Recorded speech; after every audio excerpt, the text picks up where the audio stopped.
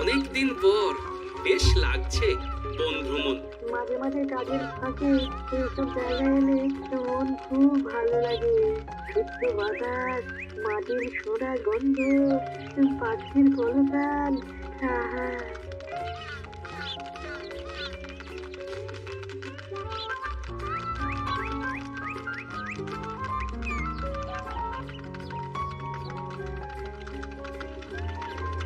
মহারাজের রথ থামছে।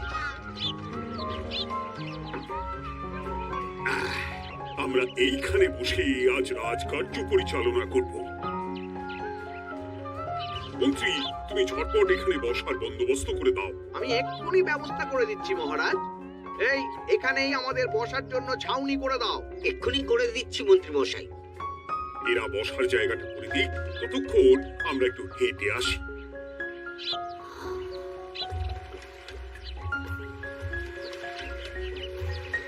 সকালবেলা হাঁটা শরীরের পক্ষে খুব ভালো মহারাজ।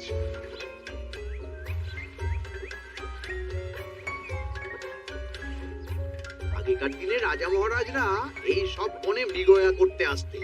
মৃগয়া একদম ভালো নয় মন্ত্রী। তুমি জঙ্গলে আসছো অন্য প্রাণীদের মারতে। কেন মারবে? ওরা তো তোমার কোনো ক্ষতি করেনি। না, তা করেনি, কিন্তু তখন ওটা রাজা মহারাজাদের খেলা ছিল। শুনেছি আপনার প্রপিতামহ খুব ভালো বাঘ শিকার করতেন, অনেক বাঘ মেরেছেন।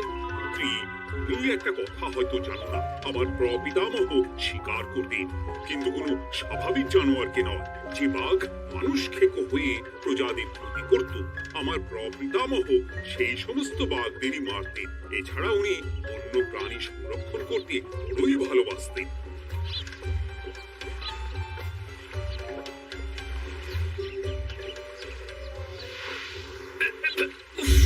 এটা আবার কি?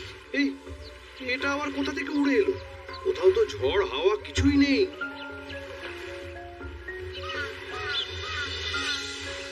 একটা ধাঁধা মহারাজ, এই কাগজে লেখা। ধাঁধা? পড়ো দেখি। জোয়ার ভাটা প্রভুর খেলা, ভাটা হবে হলে বেলা, ভাটা হলেই দেখা যাবে লাল রঙের এক পাথর পাবে, নদীর ধারে গর্ত করে যত্নে সাজাই কলস ভরে, হেথায় হোথায় ছড়িয়ে যাহা অন্ধকারে জলে তাহা, ঢুকলে চক্ষু ঝলসে যাবে, হাতের কাছে ঘন্টা পাবে, ঠিক ঘন্টা বাজলে পরে পড়বে ঝরে থরে থরে, ঘন্টা যদি হয় ভুল যেন তুমি হারাবে কুল, ঠিক ঘন্টা চিনতে হলে নকশা দেখো চক্ষু খুলে, সিন্দুক দেওয়ালে হাত দাও আসল ঘটনা জেনে নাও। ওরে বাবা, খুব দীর্ঘ ধাঁধা। তা মন্ত্রী, তুমি কিছু বুঝলে? এটা একটা গুপ্তধনের নকশা। এর মধ্যে গুপ্তধন কোথায় আছে তার একটা ধারণা দেওয়া আছে। গুপ্তধন পেতেই হবে, পেতেই হবে। দেখি দেখি একবার কাগজটা দাও। গোপাল, কাগজটা আগে আমার হাতে দাও, দেখি ভালো করে। এখন নদীতে জোয়ার চলছে গোপাল। একটু পরেই ভাটা শুরু হবে। হ্যাঁ, ভাটা না হলে কিচ্ছু বোঝা যাবে না। এখানে স্পষ্ট লেখা আছে, ভাটা হলেই দেখা যাবে লাল রঙের এক পাথর পাবে। তার মানে আমাদের ভাটা হওয়া পর্যন্ত অপেক্ষা করতে হবে। না, সময় নষ্ট না করে ধাঁধাটার সমাধান করতে শুরু করি। ভাটা হলে একটা লাল রঙের পাথর দেখা যাবে, এই পর্যন্ত পরিষ্কার আছে। বুঝতে হবে ওর পর থেকে। পড়ো গোপাল, চলো আমরা সবাই বুদ্ধি লাগাই। নদীর ধারে গর্ত করে যত্নে সাজাই কলস ভরে। এটার অর্থ ধাঁধাটা মাথায় বসিয়ে নিয়েছি, এবার কে কি বলবে সেটা শুনতে হবে। চলো গোপাল, আমরা ধাঁধা যেমন যেমন বলেছি তেমন তেমন ভাবে চলি। চলুন মহারাজ, এখন আমাদের দেখতে হবে লাল পাথর। কোথায় আছে লাল পাথর? চলো চলো সবাই, চোখ কান খুলে আমরা নদীর পাড় ধরে হাঁটি। আমি একটু তফাতে হাঁটি। গুপ্তধন আমাকে একা পেতে হবে। ভাটা হলেই দেখা যাবে লাল রঙের এক পাথর পাবে। আমাকে চোখ কান খোলা রাখতে হবে। লাল পাথর, নদীর চড়ায় লাল পাথর দেখতে হবে। লাল পাথর, লাল পাথর। ওটা কি? তো এই তো লাল পাথর, লাল পাথর। ওরা অনেকটা এগিয়ে গেছে, ওদের আমার দিকে নজর নেই। এই সুযোগ, এই সুযোগ, একা একা গুপ্তধন নিয়ে পালাবো।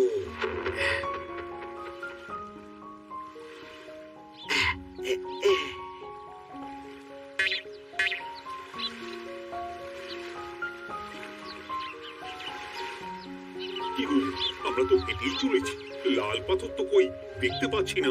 আরেকটু হাঁটতে হবে মহারাজ, গুপ্তধন বলে কথা, ওকে আর সহজে ধরা দেয়? সেটা অবশ্য সঠিক কথা। আচ্ছা, আমরা সবাই তো আসছি হেঁটে হেঁটে, মন্ত্রী মশাই গেলেন কোথায়? ও কি যে ঘটে! সত্যি তো, মন্ত্রী কোথায়? ও সেনাপতি, মন্ত্রীকে দেখেছো? কই না তো মহারাজ। তাহলে কোথায় গেলেন মন্ত্রীমশাই? এই জঙ্গলে বাঘ ভাল্লুক আছে, শেষে কিনা বাঘে নিল। হায় হায় হায়, মন্ত্রী গিন্নির কাছে আমি কি মুখ দেখাবো? হুম, বাঘ ভাল্লুকের পেটে যাবার লোক তো মন্ত্রী মশাই নন। ও গোপাল, কি ভাবছো? কিছু তো একটা বলো। এখন আমাদের মন্ত্রী মশাইকেই খুঁজতে হবে। তবে মন্ত্রী মশাই বাঘ ভাল্লুকের পেটে যায়নি। তুমি নিশ্চিত হচ্ছ কি করে? অত পেঁচালা মানুষকে বাঘ ভাল্লুক গন্ধ শুকেই ছেড়ে দেবে, হজম করতে পারবে না। না না না, এখন রসিকতা করার সময় নয়। আমাদের মন্ত্রীকে খুঁজে বার করতেই হবে। কোথায় গেল মন্ত্রী? চলো চলো, গুপ্তধন মাথায় থাক, চলো মন্ত্রীকে খুঁজি। আহ, মন্ত্রী কোথায় গেল কে জানে। একবার পুরো ধাঁধাটা ঝালিয়ে নি। ভাটা হলেই দেখা যাবে লাল রঙের এক পাথর পাবে। ভাটা হয়েছে, লাল রঙের পাথরের মাথায় চাপ দিয়ে গুহার মুখও খুলেছি। এবার এবার নদীর ধারে গর্ত করে যত্নে সাজাই কলস ভরে। এটাই তো ঠিক বুঝতে পারছি না।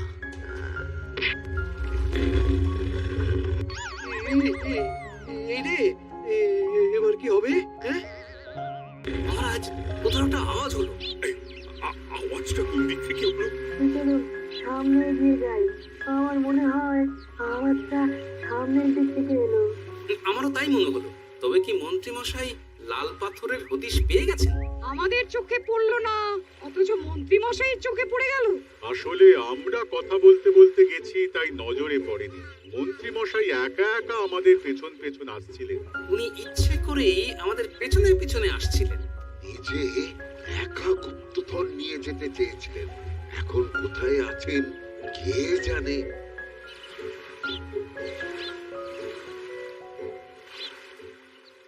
এই অন্ধকারে কিছু দেখতে পাচ্ছি না তো। দাদাতে কি ছিল? হ্যাঁ, কি ছিল? হেথায় হোথায় ছড়িয়ে যাহা, অন্ধকারে জলে তাহা, ঢুকলে চক্ষু ঝলসে যাবে, হাতের কাছে ঘন্টা পাবে। পেয়েছি পেয়েছি, ঘন্টা ঘন্টা ঘন্টাটা পেতে হবে। ঘন্টাটা ঘন্টাটা ঘন্টা। ভাটা হলেই দেখা যাবে লাল রঙের এক পাথর পাবে। নদীর ধারে গর্ত করে যত্নে সাজাই কলস ভরে, হেথায় কোথায় ছড়িয়ে যাহা, অন্ধকারে জলে তাহা, ঢুকলে চক্ষু ঝলসে যাবে, হাতের কাছে ঘন্টা পাবে। ঠিক ঘন্টা বাজলে পরে পড়বে ঝরে থরে থরে, ঘন্টা যদি হয় ভুল যেন তুমি হারাবে কুল। ঠিক ঘন্টা চিনতে হলে নকশা দেখো চক্ষু খুলে, সিন্দুক দেওয়ালে হাত দাও আসল ঘটনা জেনে না। এবারে ভালো করে ঠান্ডা মাথায় ভাবতে হবে। ভাটা হলেই দেখা যাবে লাল রঙের এক পাথর পাবে। সেই লাল পাথরটাই তো খুঁজে পাওয়া যাচ্ছে না, অথচ মন্ত্রী মশাই খুঁজে পেলেন। আওয়াজটা কোথা থেকে আসছিল? এই কাছে পিঠে এই কোথা থেকে আওয়াজটা আসছিল।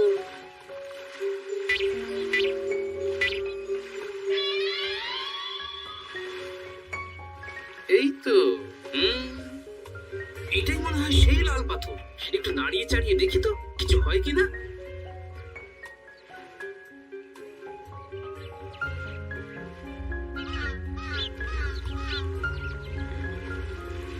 এই তো, কাজ হয়েছে। এই তো সুড়ঙ্গ। আপনারা নিচে নামুন। আপনারা কি দেখছেন সেটা বলবেন মহারাজ। সবাই যদি নেমে যাই, যদি কোনো কারণে সুড়ঙ্গের মুখ বন্ধ হয়ে যায়, তাহলে আর আমরা বাইরে বেরোতে পারবো না মহারাজ। গোপাল ঠিকই বলেছে, আমরা দুজন বাইরে থাকি। মহারাজ, আর একটা কথা, কোনো ঘন্টায় হাত দেবেন না, মনে আছে তো?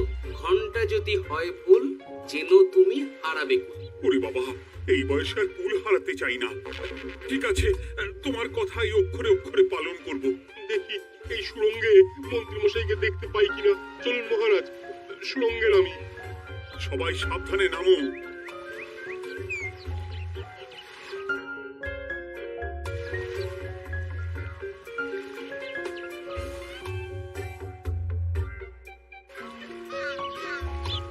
মহারাজ, ওখানে কি কি দেখতে পাচ্ছেন?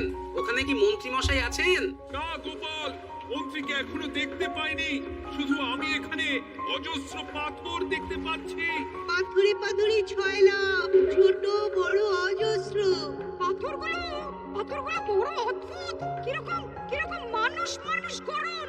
লম্বা বেটে হরেক রকম। মানুষ মানুষ গরম, সেটা কি রকম? আর কিছু? কোনো কলসি কি দেখতে পাচ্ছেন? বলছি তো দেখতে পাচ্ছি না।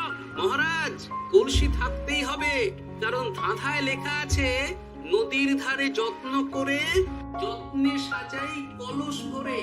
গর্তটা আসলে হলো সুড়ঙ্গ, কিন্তু কলস।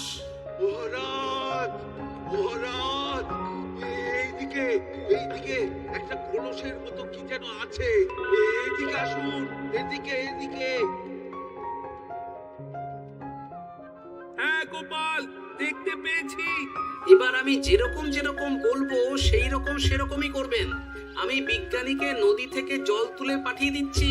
পাত্র কোথায় পাবে? আমাদের জল খাবার যে পাত্র আছে সেটা আনতে লোক পাঠাচ্ছি। ঠিক আছে। শুধু একটা কথা বলছি, আপনারা কেউই সুড়ঙ্গের ভেতরে কোনো কিছুতে হাত দেবেন না। কেন গোপাল? সব পরে বলবো, এখন আমি যা বলছি সেটা শুধু মনে রাখুন। সুড়ঙ্গের ভেতরে কিছুতে হাত দেবেন না। ঠিক আছে। প্রহরী, তুমি যাও, যেখানে আমাদের বসবার আয়োজন করা হয়েছে সেখানে গিয়ে একটা জলের পাত্র নিয়ে নদী থেকে জল ভরে নিয়ে এসো। গোপাল, মন্ত্রী মশাই কোথায় গায়েব হয়ে গেলেন? কোথাও গায়েব হয়ে যাননি বিজ্ঞানী, কোথাও গায়েব হয়ে যাননি। উনি ওই সুড়ঙ্গের ভেতরেই আছেন। কিন্তু কেউ তো ওনাকে দেখতে পাননি। সম্ভবত পাথর হয়ে আছে। এখন কিভাবে পাথর হয়েছেন সেটা তো আমি বলতে পারবো না। সবটাই স্বপ্নের মতো লাগছে। ঠিক যেন স্বপ্নের মতো লাগছে।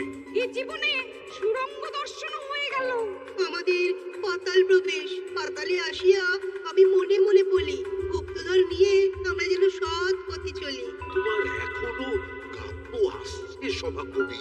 আসছে মানে কাপের সাথে আছে রোমাঞ্চ, করছে ঘাসের শীত, হচ্ছি আমি অধীর। মহারাজ, জল দিয়ে বিজ্ঞানীকে পাঠাচ্ছি। কি করতে হবে বিজ্ঞানীকে সব বলে দিয়েছি। তুমি ভেতরে আসবে না? আসবো ঠিক সময়ে। এখন আমি যেমন যেমন বলবো আপনি ঠিক তেমন তেমন করবেন। ঠিক আছে। বিজ্ঞানী, যেমন যেমন বললাম ঠিক তেমন তেমন ভাবে কলসিকে জল দিয়ে পরিষ্কার করবে। মনে রেখো, ধাঁধায় আছে কলসি সাজাই যতন কর। তুমি একটা কথা মনে রেখো বিজ্ঞানী, কোথাও হাত দিও না কিন্তু। ঠিক আছে গোপাল, তোমার উপস্থিত বুদ্ধির তুলনা নেই। আমি যাচ্ছি গোপাল। সাবধানে সাবধানে। মহারাজ, বিজ্ঞানী যাচ্ছে। সাবধানে নামো, সাবধানে। মহারাজ, এই কলসিটা কোথায়? ওই তো, একটু সাবধানে যাও।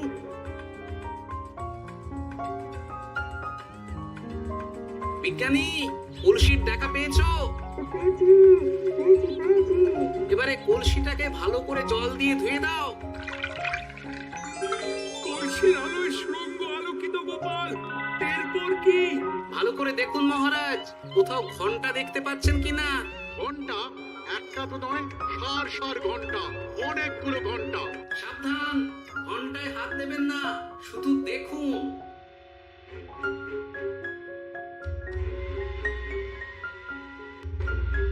মহারাজ, আমরা গুপ্তধনের খুব কাছে চলে এসেছি। তাই নাকি? কি মজা কি মজা, এবার খাবো কি গুপ্তধন পায়নি? বাবার মুখে দাঁড়িয়ে সবগুলো তারা আঁকা। বিজ্ঞানী, কোনো ঘন্টায় চাঁদের নকশা করা আছে কি? একটু দেখে বলো না। আমি আতস কাজ নিয়েই দেখছি, সব ঘন্টাতেই তারা আঁকা। খবরদার, কোনো ঘন্টাকেই ছোঁবে না। ঠিক আছে, কোনো কিছু না ছুঁয়ে আমি দেখছি। পেয়েছি গোপাল, চাঁদ আঁকার ঘন্টা পেয়েছি। ওই ঘন্টাটা বাজাও, বাজাও।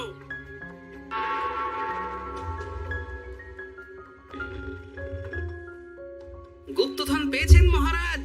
বাঁচাও, বাঁচাও, বাঁচাও। বাঁচান মহারাজ, বাঁচান বিজ্ঞানী, মহারাজ। মন্ত্রীর গলা পাচ্ছ না? মহারাজ, আমি পাথর হয়ে আছি, আমাকে মানুষ করুন মহারাজ। তুমি তো মানুষই ছিলে, হঠাৎ করে পাথর হলি কেন? মহারাজ, গুপ্তধন পেয়েছেন?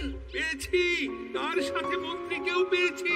মন্ত্রী এইখানে কোথাও পাথর হয়ে দাঁড়িয়ে আছে। দাঁড়ান মহারাজ, এবার আসছি। সাবধানে এসো। আমি ভেতরে যাচ্ছি, বুঝলে? যদি কোনো কারণে দেখো পাথরটা গুহার মুখটা আটকে দিয়েছে, অমনি তোমাদের কাজ হলো পাথরটাকে ছুঁয়ে ফেলা, বুঝলে? ঠিক আছে গোপাল দাদা, আমার মনে হয় বিপদ আর কিছু ঘটবে না। ও সাবধানের তো মান নেই। ঠিক আছে, তুমি নিশ্চিন্তে ভেতরে যাও। বাঁচাও, আমাদের বাঁচাও, আমাদের সবাইকে মানুষ করুন। আমাকে মানুষ করুন মহারাজ। আপনাকে তো মানুষ করা হবে মন্ত্রী মশাই। আগে বলুন, আপনি পাথর হলেন কি করে? ও, মনে পড়েছে, ধারার শেষ লাইন। সিন্দুক দেওয়ালে হাত দাও, আসল খবর জেনে নাও। সত্যি গোপাল, তুমি না থাকলে এই এত কিছু আমাদের সবার কাছে অজানাই থেকে যেত।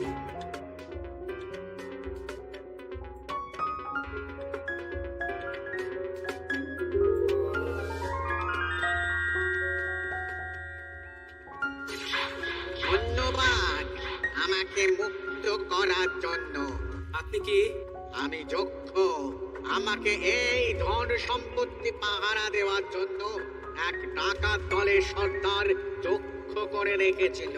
আমি 100 বছর ধরে এইখানে যক্ষ হয়ে আছি। আমি তোমার জন্য মুক্ত হলাম গোপাল। এই সম্পত্তি তোমার গোপাল। সম্পত্তি নিয়ে আমি কি করব? আমি এই সব সম্পত্তি মহারাজকে দান করলাম। রাজ্যের অনেক কাজ হবে। তুমি ধন্য গোপাল, তুমি ধন্য। এবার আমার যাবার সময় এসেছে, আমাকে যেতে হবে। যাবার আগে এই পাথরগুলোকে মানুষ করে যান। এরা সব লোভী। আমি আমার সীমিত ক্ষমতায় এই গুপ্ত ধনের ধাঁধাকে এখানে যারাই ভ্রমণ করতে আসে তাদের হাতে তুলে দিই, কিন্তু কেউ এই ধাঁধার সমাধান করতে পারে না। সবার মনে লোভ কাজ করে। এই লোভ এদেরকে পাথর করে রেখেছে। পাথর হলো কি করে? একটা মানুষ এসে বুক ভরা লোভ নিয়ে আধা পুরো না জেনে পাথরে হাত দিলেই সে পাথর হয়ে যাবে। আমাদের আমাদের ভুল হয়েছে, আর লোভ করবো না, আমাদের বাঁচাও। আমাকে মুক্ত করে দিন, আমার খুব ভুল হয়েছে মহারাজ, মুক্ত করে দিন আমায়। তুমি এখানে আগে এসেছিলে, তাই তো আগে এসে ভাবলে নিজেই একা একা গুপ্তধনকে হরপ করে দেবে। এদিকে আমাকে না দেখতে পেয়ে আমাদের কত চিন্তা হচ্ছিল। যারা লোভী তারা কারো কথা ভাবে না, শুধু নিজের কথা ভাবে। আমাকে আর একটা সুযোগ দিন, আমি আর লোভ করবো না মহারাজ। তো তোমার কথার কোনো দামই নেই।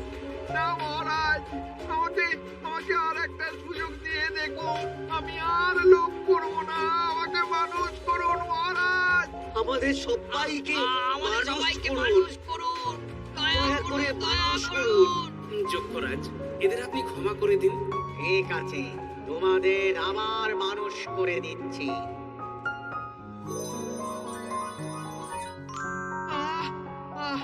বাঁচলাম, বাঁচলাম। এইরকম বারবার বাঁচা যাবে না, কিন্তু এবার সাপ ব্যাং যাই হবে না কেন ওইভাবেই থাকতে হবে, এই আমি বলে দিলাম। এবার আমার মুক্তি। মুক্তি নেবার আগে আরেকটা প্রশ্ন। যে ডাকাত সর্দার তার সম্পত্তিকে রাখার জন্য আপনাকে যক্ষ বানিয়েছিল, এই সম্পত্তি তো তাদের, আমরা তো নিতে পারি না। লোভ বড় খারাপ গোপাল, অতিরিক্ত লোভ মানুষকে পশু করে দেয়। ওই টাকার দল এই সম্পত্তির জন্য সবাই কাটাকাটি করে মরে গেছে, কেউ আর বেঁচে নেই। সুতরাং এই সম্পত্তিতে তোমার অধিকার আছে, এই সম্পত্তি তুমি গ্রহণ করো। নিলাম আমি, কিন্তু এই সম্পত্তি মহারাজকে আমি দান করলাম। ডাকাত দল জনগণের সম্পদকে লুটেই তো সম্পত্তি বানিয়েছে, তাই আমি জনগণের কাজে লাগবার জন্যই এই সম্পত্তি মহারাজকে দিলাম। গোপাল, তোমার জয় হোক। এবার তাহলে আমি যাই, তোমরা সবাই সুখে থেকো আর ভালো থেকো। গোপাল, তোমার তুলনা হয় না। তোমার ঋণ আমি কোনোদিন শোধ করতে পারবো না। তুমি কৃষ্ণনগরের জন্য যা করলে তা ইতিহাসে লেখা থাকবে। না মহারাজ, আমি এমন কিছু করিনি, এই কাজ সবাই করবে। জয় গোপালের জয়, জয় গোপালের জয়। জয় কৃষ্ণনগরের জয়।